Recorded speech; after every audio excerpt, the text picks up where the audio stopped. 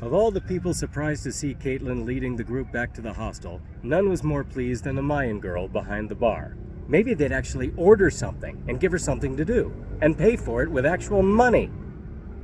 The others looked up from their phones at them coming, and at each other for all of 2 seconds, and then back at the screens. "This is it," Caitlin announced. "The best breakfast at the lake. You're gonna love it. Pancakes!" Her enthusiasm made Hank frown and smile at the same time as she pulled him along. He'd made every kind of pancake there was, from yams in Nigeria to apple curry in India. They swept up onto the patio and push-pulled the tables together while Bilma, the Mayan woman from behind the bar, brought them menus. Hank noticed at the top of his menu that every breakfast came with fresh fruit, and he asked in Spanish what they were.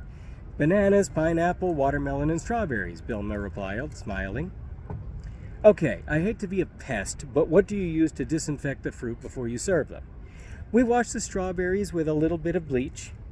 "Okay, and the pineapple and watermelon?" "What do you mean? Do you wash the outside before you cut into it?" No, why would I? You don't eat the rind, do you?" "Well, the knife, when it cuts through it, it passes whatever's on the outside into the rest of it. You end up eating pesticide." "Oh, we don't use pesticide," she said, knowing the buzzword those few foreigners loved. "It's all organic." "Okay, I respect that, but the problem there is if it's never been sprayed, it's covered in... You know what? Never mind. I just won't eat it. Thank you." Bilma made an effort not to sigh and roll her eyes. "What was all that?" Caitlin asked. "Just asking about the fruit." "Oh, it's totally organic." Hank decided to say nothing, but Garrett said it for him. "Hank here's a little squeamish about organic," he said. "Oh?" asked Liam. "Why? Seems a little silly." Zamora gave Garrett a look because he knew better than to start talking about it. It made him look like a know-it-all. "Safe food is his claim to fame," Garrett said. "He used to go open restaurants in war zones." The others all looked at him in surprise, collectively asking, "What?" Hank looked at his menu for a moment, hesitating, then reluctantly explained with a half-hearted shrug. "The thing is," he began, "there's always war. Somewhere on the planet, someone's at war, and the people that make war get paid very well. They just don't have any place to spend that money until the war is over. If they don't want to eat corned beef hash out of a can with a spork, the restaurant pickings are slim, and the few restaurants that are open, well, suck. Because who wants to invest in a restaurant that might be blown up next week, or riddled with bullets because 10 jeeps came roaring past and did a drive-by? That kind of thing happens in war. Or a guy comes in with a backpack, leaves it there at his table, and then when he pretends to go for a smoke, boom!" He looked up at them and saw their wide eyes, and he smiled bashfully. "Sorry, you know when you bend a hose and all the pressure builds up so that when you finally release it, it all comes out in an explosion of water? Well, it's like that with words, too." "So, why would you open restaurants if that's what happens?" Caitlin asked. "Like, why would you choose to do that?" Bilma came back to take their order, and they all hurriedly scanned the menu, saying, "Oh, right, hang on." Caitlin picked banana pancakes. Hank asked for a chipín desayuno, eggs with refried beans, salsa, and fried plantains, and asked for his portion of fresh fruit to be kept separate so he could give it to someone else who didn't care as much. The others got whatever they got. They were more interested in hearing the story. "So go on," Liam prompted. "Well, I saw a demand. Since I actually care about serving clean food that won't give you parasites, and you really don't want parasites at war, I could source good quality ingredients, and I gave people something really good to eat, and they were willing to pay well for it. It gave soldiers a sense of normalcy, and it really helped the locals by creating worthwhile jobs. You know, giving them a reason to get out of their half-bombed-out shack and come to work, keep going, keep being civilized." That made Caitlin look at Hank differently, which wasn't lost on him.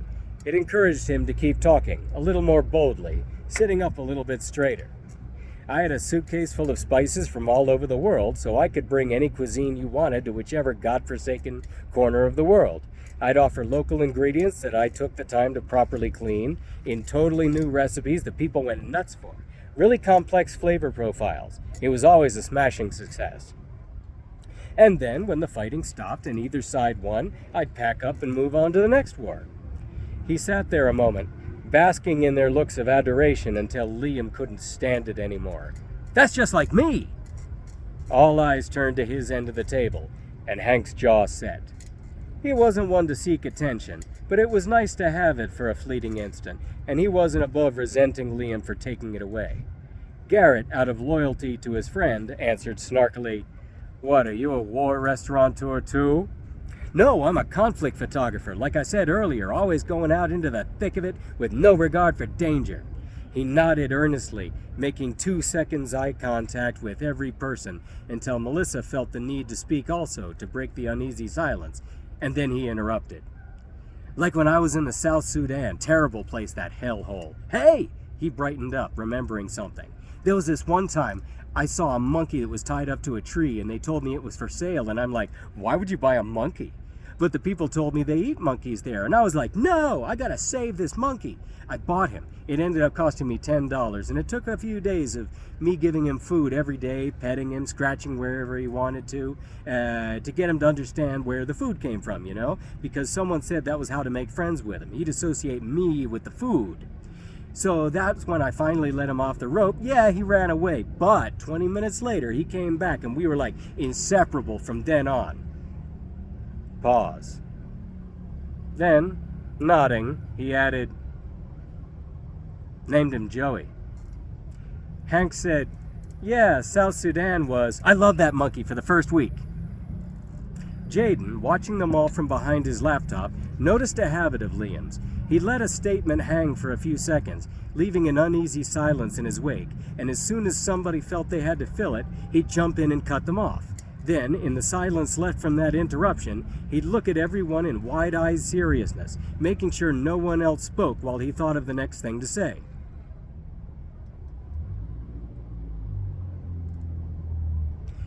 Hank noticed it too and didn't like how it made him look in front of Caitlin, so he waited a respectable amount of time before saying, "Yeah." That jump-started Liam's story, and he took off running with it, talking almost without punctuation.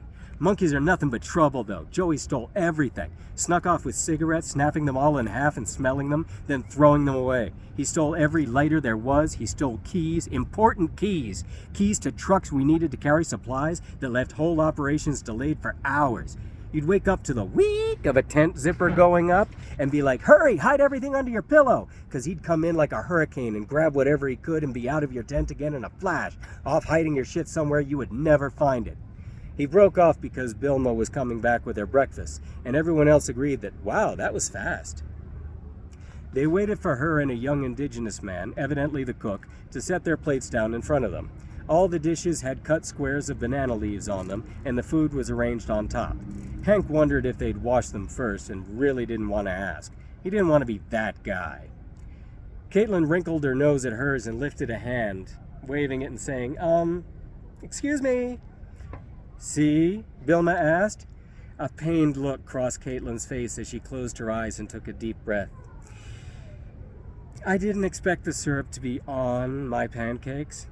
Bilma looked at her, and then at the others, wondering if anyone was going to translate. Hank felt the responsibility fell to him as he was the potential man in her life, so he did it. "And she didn't want any?" she asked in Spanish, "or she wanted it on the side?" Zamora relayed the question, and Caitlin said, "Yeah, I hoped it would be on the side." He told Bilma, and she swallowed her annoyance and said, "Sure, no problem. We'll make some new ones." The cook removed her plate and they took it away. All the others looked at the food in their own dishes and wondered if they had to wait for hers to be replaced. Well, except for Liam. He just started eating. He cut his first morsel of food halfway, speared it with part of his fork, and then lifted the whole thing and shook it until the other half fell off. Once it was in his mouth, he tongued it aside so he could talk around it. These are good. I think they fried the plantains in a little brown sugar. Well, panela they call it, which isn't really the same thing. I would have cooked them in a little dark rum. If it were up to me, that's what I would have done. "You go ahead and eat, you guys," Caitlin said. "Don't wait. I appreciate that you are, but totes don't let your food get cold." "You sure?" Melissa asked, looking sideways at Liam. Go ahead. Buen provecho." What's that mean? It's like bon appetit, only in Spanish. I just learned that. Do you want some of mine? Hank asked. Yeah, sure, I'll be fine. He didn't offer her the fruit because he found himself caring about her and didn't want her to get amoebas or anything. They made a show of reluctantly agreeing to eat, and Liam picked up where he'd left off. So, Joey ended up being more trouble than he was worth, so when the wildlife people stopped us on the road and I had him sitting on my shoulder, right here, like someone in a movie, like Indiana Jones. Anyway, these wildlife people, they tried to shake me down. They were all like, "What are you doing with that monkey? He's a protected monkey." They tried to fine me for having him, and I'm like, "You're doing a fine job of protecting him. He was being sold for food, and I saved him." And they were all like, "You should have set him free." And I'm like, "I did. He came back, and now we're friends." He mimed obstinate refusal with his arms folded and his eyes closed, shaking his head. "Nope, you're breaking the law. You have to pay us." And I'm like, "Here, you take it." And I threw Joey at them. Liam looked at everyone else at the table, waiting to see if they'd laugh, but nobody did. After a moment, he swallowed the food tucked in his cheek and resumed talking.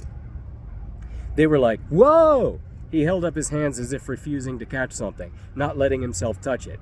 And I just walked away, didn't see him again, and like a week later found out someone else had eaten him. He nodded, and then went back to eating. "Oh, good," Caitlin said, clapping her hands when Vilma returned with her new pancakes. As the Mayan girl asked them in Spanish if everything was all right, and they all nodded back at her, she noticed Caitlin holding her phone up next to her plate. With one hand, she lifted the dark blue ramekin of syrup and, with the other, filmed herself pouring it on her pancakes. Garrett was the only one to notice Vilma's look of disgust, because the others were watching the artful pour and nodding. Hank seemed to be coming to terms with it in his head, as if undergoing some kind of shift in his mental polarity to a new way of thinking where this wasn't absurd. When the last drop fell, Caitlin set the ramekin back down and checked her video. Vilma waited, watching with disturbed fascination, unable to leave or look away until Caitlin judged the video with a yes-no tilting of her head and said, B-. She set about editing the video and uploaded it, waiting for it, thinking, Jesus, this Wi-Fi sucks, and then, why is she staring at me? Until it was on Instagram and she could hashtag it. When it was done, she sighed heavily and set her phone down, picked up her fork, and sawed off a wedge of her stack with it, popped it in her mouth, and grimaced. How is it? Hank asked. Cold, she said irritably, then turned to Vilma to ask if she could warm them up a bit, but the rude and totally disrespectful server just turned her back and walked away. Oh my God, she said. I can't believe she just did that. I know, right? Garrett said, hoping his sarcasm wasn't too subtle. The nerve of some people. That's totally going on my TripAdvisor review.